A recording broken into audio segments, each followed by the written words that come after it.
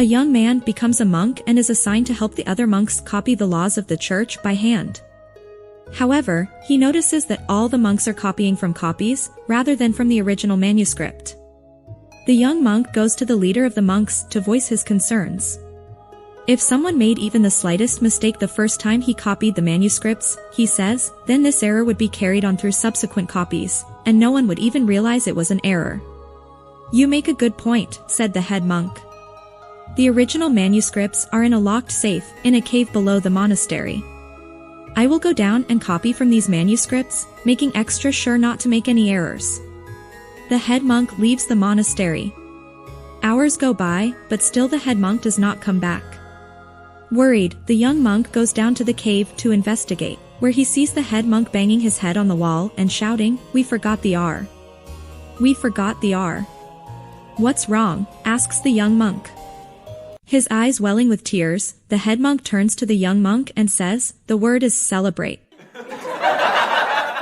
A man enters a monastery, talks to the head monk, and a guy says he wants to join. "Okay," says the head monk, "but we have a rule, unless you're the head monk, you're only allowed to say one sentence per year on New Year's Day."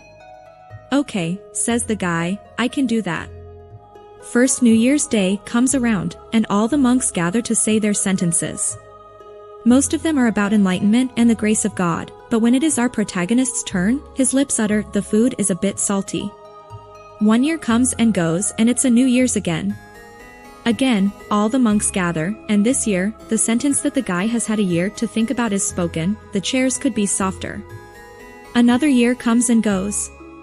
It was a leap year, so our guy has had an extra day to think about what he's going to say. This time, it's serious, "I want to leave." "I can entirely understand," says the head monk, "in all the time you've been here, I've heard nothing but complaints from you." During meditation, a monk asks his master, "Master, if a man shaves his back private, is he gay?" His master thought for a moment and replied, "A man who cleans his house clearly expects a visitor." We put a lot of effort into making you smile, so please subscribe to me for new jokes.